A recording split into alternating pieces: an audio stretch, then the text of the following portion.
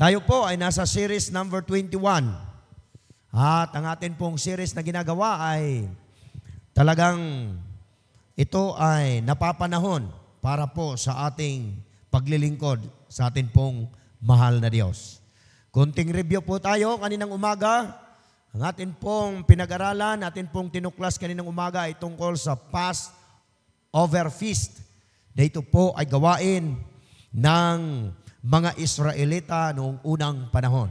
At sa panahon ng atin pong Panginoong Hesus, ito po ay kanilang pinagdiriwang.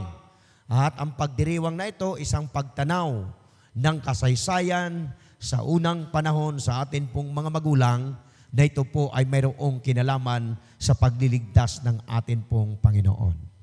The Connection of Power, ito yung series number 20 or number 21 tayo, na dito natin mapukpok yung pamagat ng atin pong series na ginagawa.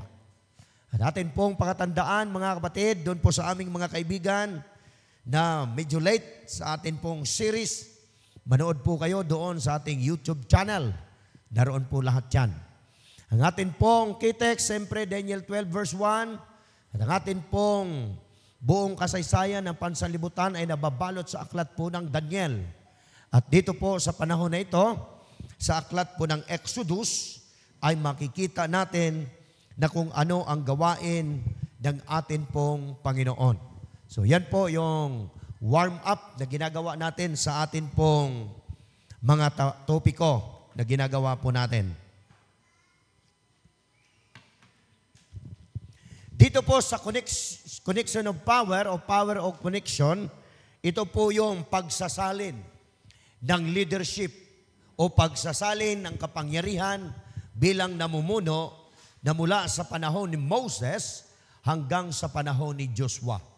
At dito po sa pagsalin ng pamunuan, mga kapatid, atin muling titingnan at atin pong subaybayan kung naroon ba ang larawan ng atin pong Panginoon. Sapagkat ang pangyayari sa buong lumang tipan, naroon po ang kasaysayan ng atin pong Panginoon kung ano ang kanyang gawain. Ang ating Panginoong Jesucristo, mga kapatid, sa bawat pahina ay naroon siya sa kasaysayan ng banal na aklat.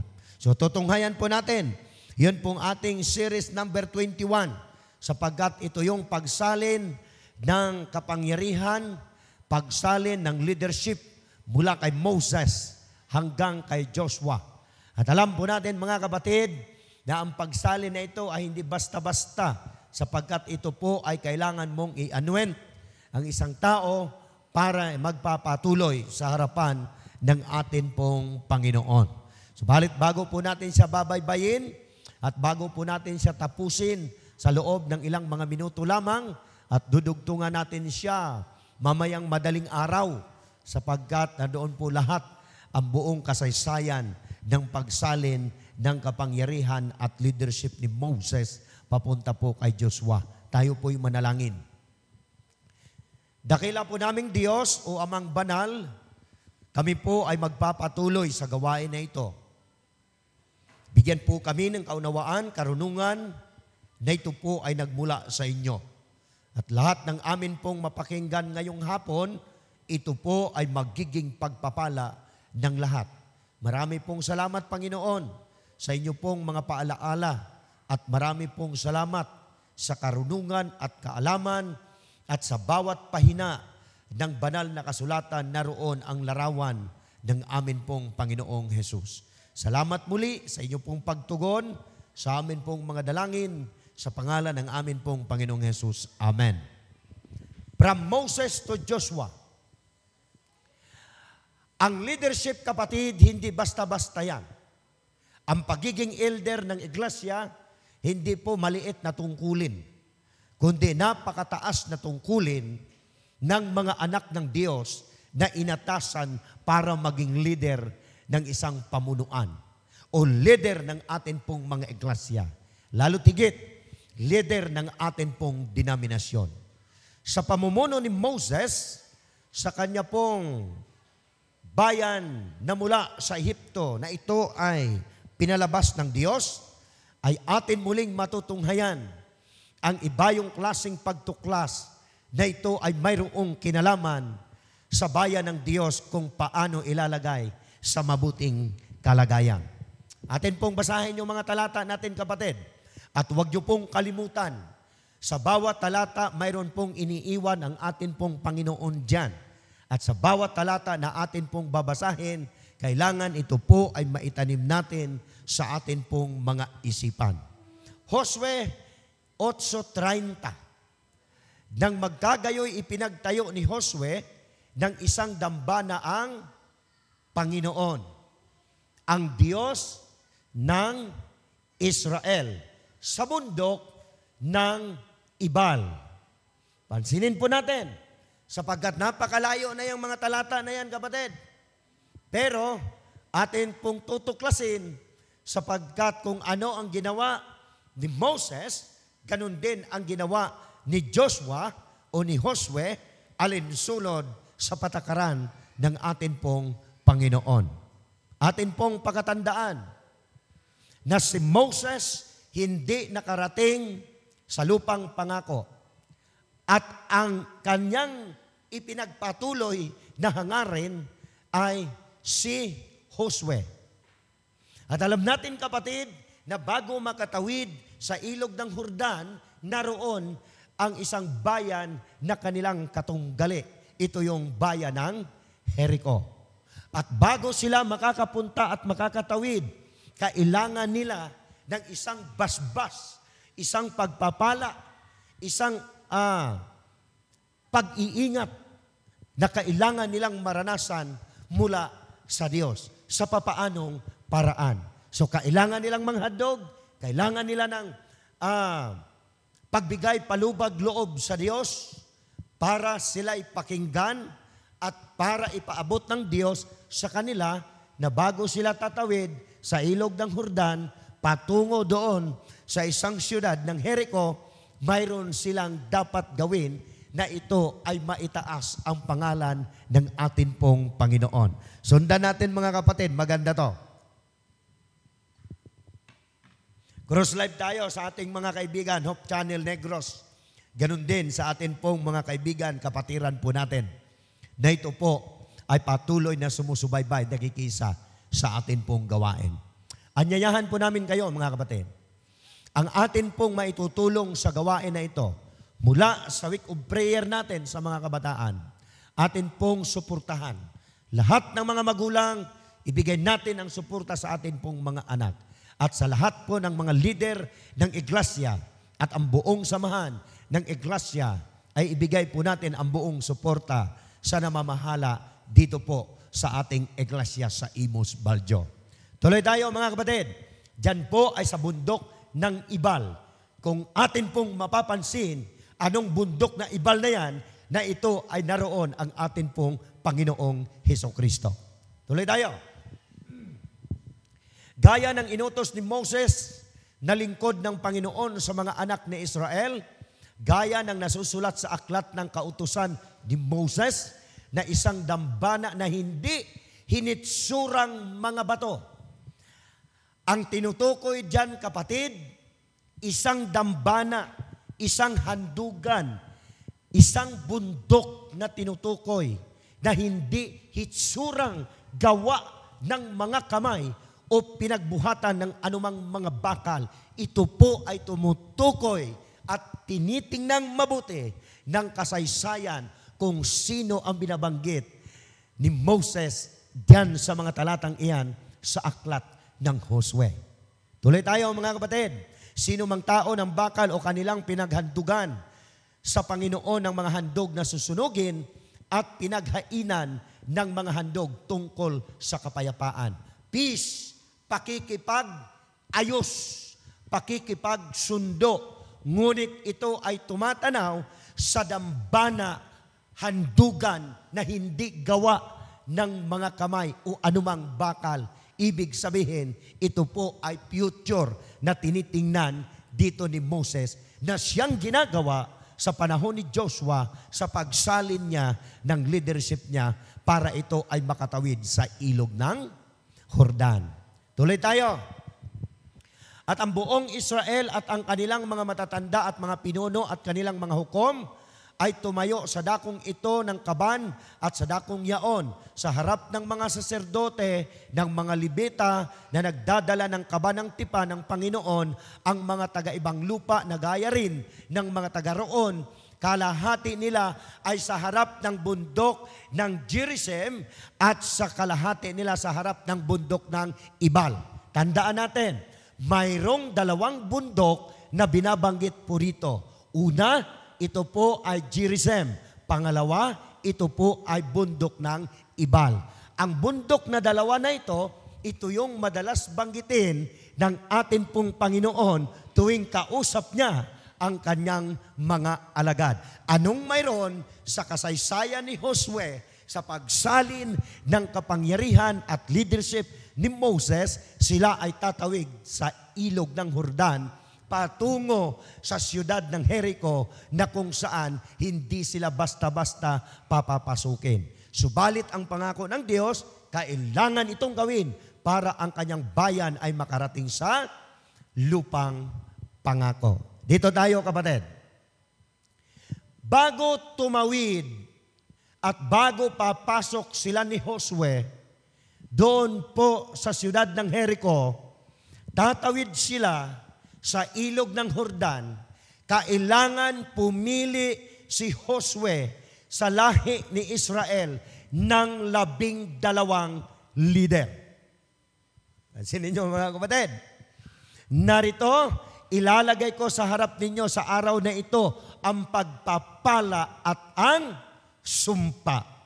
Bago papasok sa Jericho ang bayang Israel, pipili ng 12 lahi ni Israel si Josue para maging leader sa bawat batalyon para pagpasok nila sa siyudad ng Jericho, sila po ay magtatagumpay. Ibig sabihin, mayroon pong hinaharap na labanan ang bayan ng Diyos. Labanan para makatawid sila papuntang lupang pangako, dadaan muna sila sa isang mahigpit na pangyayari na ito ay lalaban hanggang sa kanilang mapanagumpayan. Now, ilang leader ang kinuha ni Josue? 12 sa lahi ni Israel. Ilang alagad ang unang pinili ng ating Panginoong Jesus? 12. Dito muna tayo, kapatid. Kasi medyo medyo tutukan natin to bago mag 6:00. Tapusin natin to. Kasi bago sila papasok doon, kailangan mabasbasan ang 12 pinili ni Josue. At ang basbas na ito yung tinatawag na pagpapala. Mapalad ang tatanggap ng pagpapala na nagmumula sa Diyos. Kasi kapag tatanggap ka ng pagpapala na nagmumula sa Diyos, naroon ang pag-iingat ng Diyos, naroon ang pag-aaruga ng Diyos. Kaya pansinin nating mabuti, ang mapalad na salita, dito yan nakasulat sa aklat ng Deuteronomio. Deuteronomy. At ang salitang mapalad, kapatid, ito ay pagpapala na mula sa Diyos na inyong didinggin ang mga utos ng Panginoon ninyong Diyos na aking inuutos sa inyo sa araw na ito. Kaya masusundan natin. Bago tumungo sa lupain nang nakapaligid ang mga alagad ng ating Panginoong Hesus, kailangan nila ng pagpapala bago sila haharap sa labanang espiritual. Kaya dito sa panahon ni Josue, kailangan makita natin na ang pagpapala na ito ay isang mapalad na paraan ng Diyos para ibuhos ang kanyang banal na espiritu para ang 12 pinili ni Josue ay magtagumpay sa labanan kasama si Josue na kanila pong leader. Pansinin natin mga kapatid ha, kasi mayroon siyang binanggit dito 2 bundok. yung bundok ng Gerizim at ang bundok ng Ibal. Ang dalawang bundok na ito, kapatid, siyang pinaglagakan na bago binasbasa ng Panginoon ang 12 pinili na leader ni Josue, kailangan sila'y tatanggap ng mapalad na pagpapala mula sa Diyos. Ito ang unang mapalad na pagpapala na binanggit sa aklat ng Deuteronomio. Una, Deuteronomio 28:3. Magiging mapalad ka sa bayan at magiging mapalad ka sa parang. Magiging mapalad ang bunga ng iyong katawan at ang bunga ng iyong lupa at ang bunga ng iyong mga hayop, ang karagdagan sa iyong bakahan at mga anak ng iyong kawan. Ibig sabihin, yung salitang blessing o salitang blessed, ito po ay nandyan sa aklat ng Deuteronomio, unang-una noong pinili ang 12 lingkod ng Panginoon, leader mula sa lahi ni Israel. Magiging mapalad ang iyong buslo at ang iyong palayok. Magiging mapalad ka sa iyong pagpasok at magiging mapalad sa iyong paglabas. Mga kapatid, mula sa bundok ng Gerizim at sa bundok ng Ibal, dito natin makukuha da ang kasaysayan ng ating Panginoong Hesus ay larawan sa kasaysayan dito sa panahon ni Josue. Bakit? Hindi nyo ba naalala, mga kapatid, na ang bundok na ito ng Gerizim na kung saan pinili ni Josue ang 12 leader ng Israel para harapin ang Battle of Jericho, ito ang naging hudyat na ang bundok ng Gerizim, ito ang bundok na kung saan tinawag ng ating Panginoong Hesus ang kanyang mga alagad upang basbasan at tawagin ang kanyang mga alagad na magiging mapalad ang bawat isa sa pagganap ng tungkulin, sa pagharap ng kanilang tungkulin sa pagmimensahe sa labanang espiritual. Dito muna tayo, balikan muna natin sandali. Ang salitang mapalad sa aklat ng Deuteronomio, sa aklat ni Josue, 12 na talata. At ang salitang mapalad, binilang isa-isa, mga kapatid, na mga dalubhasang nag-aaral, ito po ay pumapatak na siyam na salitang blessed o blessing o sa salitang Tagalog, mapalad. At itong 11 salitang blessed o mapalad, ito ay sinabi ng Panginoon doon sa 12 pinili ni Josue, kasama si Josue sa bundok ng Sirikem, at itong salitang mapalad, kapatid, ready to battle of Jericho. At ang salitang mapalad sa panahon ng atin pong Panginoon, ito po ay kanyang binanggit nung ang kanyang 12 alagad na kanyang pinili ay haharap sa isang battle, sa isang digmaan pang-espiritual sa pangangaral hanggang sa bansang Roma, mga minamahal na mga kaibigan. Eto, malapit tayo magtapos.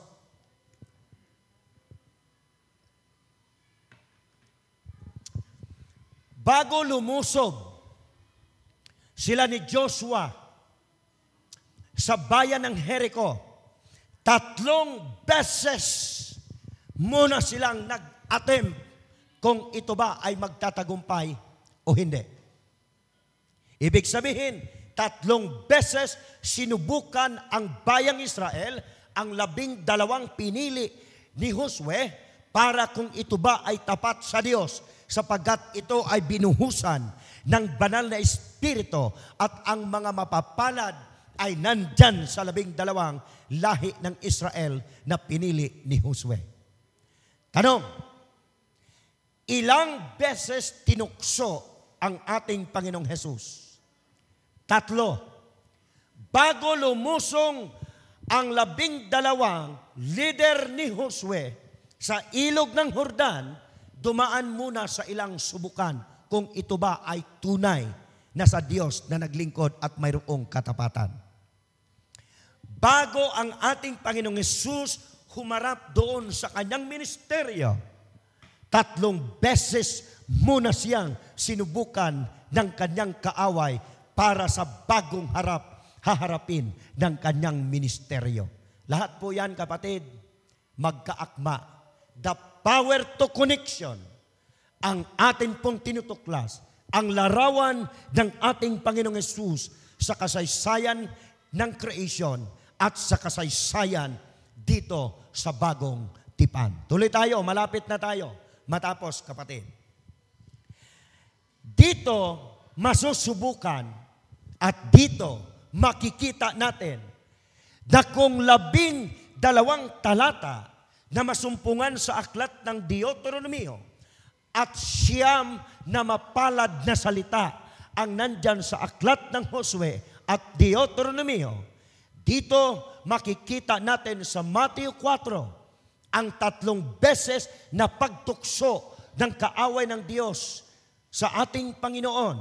At dito po, mga kapatid, sa aklat ng Matthew 5:3, makita natin, lilipat lang ng isang chapter, mabasa na natin ang salitang mapalad sa buhay ng ating pong Panginoon. Tanong, saan sinabi ng ating Panginoong Hesus yung mga salitang iyan?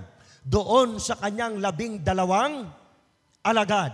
Ang salitang mapalad, tinanggap ng kanyang 12 alagad, at ang salitang mapalad sa panahon ni Josue, tinanggap ng 12 leader ng Israel. At pagdating dito sa ating Panginoong Hesus, 9 beses din itong binanggit upang mapatunayan na ang kasaysayan ng aklat ng Josue at ang aklat ng Exodus, ito ay kasaysayan ng ministeryo ng atin pong Panginoon.